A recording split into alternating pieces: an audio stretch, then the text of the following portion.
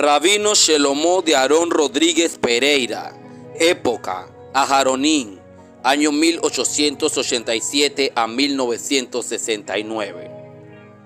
El profesor Rodríguez Pereira inició su carrera como rabino y profesor en el Gymnasium, el cual era el equivalente a un high school estadounidense, donde daba clases de hebreo, latín y griego a los estudiantes. En las tardes daba tutorías privadas para ayudar a incrementar lo que eran hasta ese momento sus modestos ingresos. Pasaba todo el día muy ocupado enseñando y veía muy poco a sus hijos. Todos los martes daba una clase de Guemará en la sinagoga Ashkenazi, ubicada en el centro de la ciudad, en el barrio de Hilversum.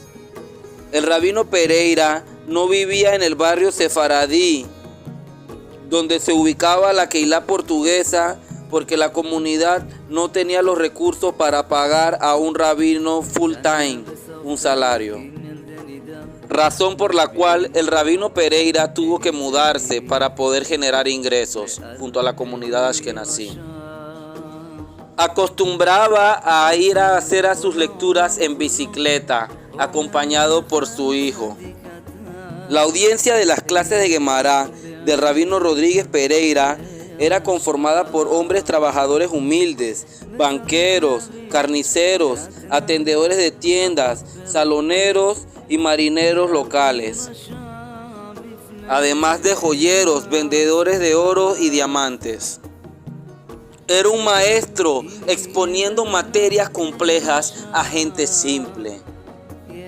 Y sabía cómo explicar a su audiencia el encontrar al Creador por medio de observar las maravillosas cosas que ocurren a nuestro alrededor. Tenía una congregación en Hage, donde acudía una vez al mes. Allí se celebraba la reunión mensual de los rabinos jefes alemanes y los rabinos jefes de la comunidad. En aquella época, viajar en automóvil era un lujo, por lo tanto el rabino Rodríguez Pereira viajaba en tren o bicicleta. Sus hijos normalmente lo acompañaban a la estación del tren y se quedaban allí esperándolo hasta que regresara. Esto para mostrar el respeto y kavod, honor presentado ante su padre. Luego sus hijos le hacían una escolta de honor, caminando uno a su derecha y otro a su izquierda.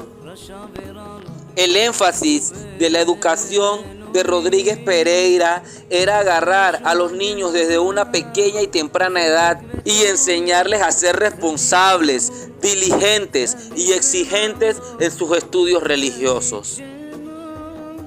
El rabino Rodríguez Pereira educaba a sus hijos en casa, enseñándoles la historia judía, la halajá, las fiestas y el Talmud. Además de clases especiales de Tanaj, dirigidas para ellos para que conocieran toda la historia bíblica.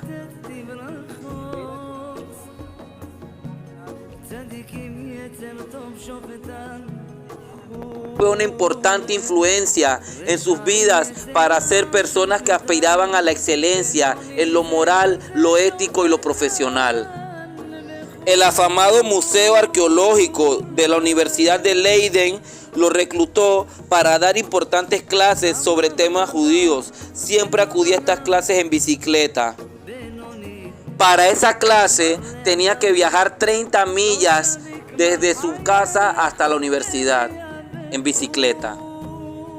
Todos sabían que el rabino Shlomo Rodríguez Pereira era el rabino jefe de la comunidad sefardita de Holanda, y los gentiles bajaban la cabeza cuando lo veían pasar, en reconocimiento a su gran humildad y sencillez.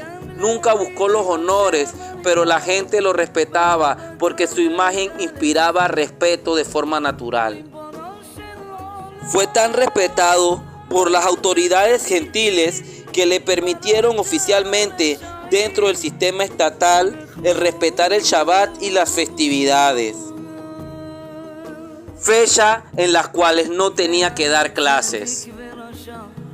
Este honor fue único en el sistema de educación holandesa, el cual es muy estricto.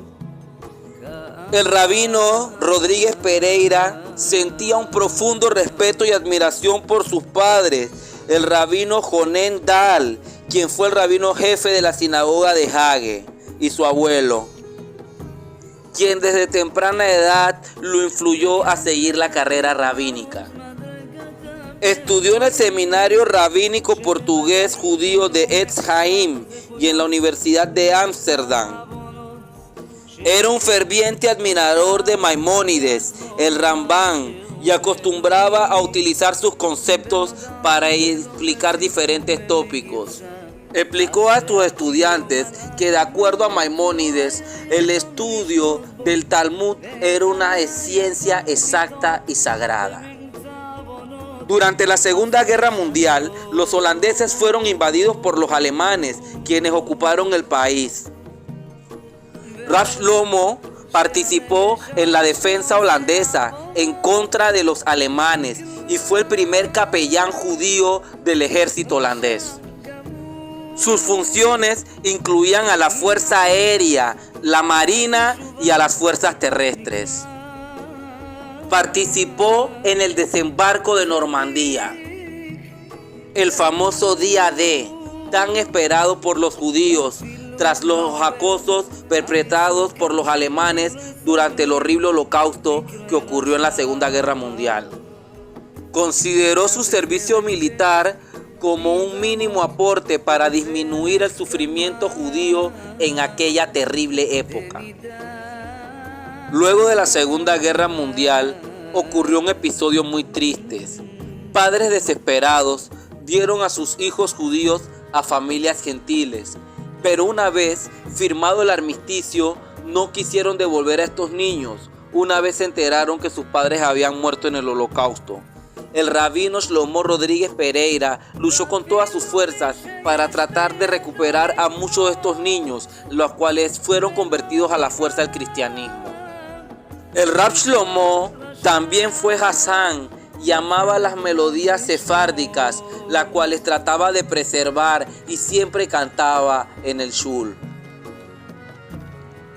La familia real tenía mucho cariño y respeto por el Rav Shlomo Rodríguez Pereira. En numerosas ocasiones lo invitaron al Palacio Real. La reina Juliana y su madre, la reina madre Wilhelmina, siempre tuvieron gran estima por el rabino Rodríguez Pereira, al cual enviaban una nota semanalmente y le consultaban temas de importancia. Diariamente recibía cientos de cartas de otras comunidades de Europa y de Holanda sobre preguntas referentes a Kashrut y a Halajot, ley judía. Además de recibir numerosas preguntas sobre temas de Mishnah, Gemara y judaísmo en general. Muchas de estas referentes a la correcta aplicación del código de ley judía Shulchan Aruch. Mantuvo una fluida correspondencia lágica con el rabino jefe de Venecia, Rav Abraham Piatelli. Estas cartas son preservadas hasta el día de hoy. El Rav Piatelli consideró al rabino Rodríguez Pereira como una de las principales autoridades y le consultó en importantes temáticas para llegar a una conclusión decisiva. Tuvo una importante labor como Hassan y muchas canciones sefardíes se han podido conservar porque después de la guerra le pidió a su hijo que la grabara en cassettes para que se preservaran y no fueran olvidadas. Estas cintas pudieron ser estudiadas por las generaciones siguientes para preservar las melodías que se cantaban en Holanda.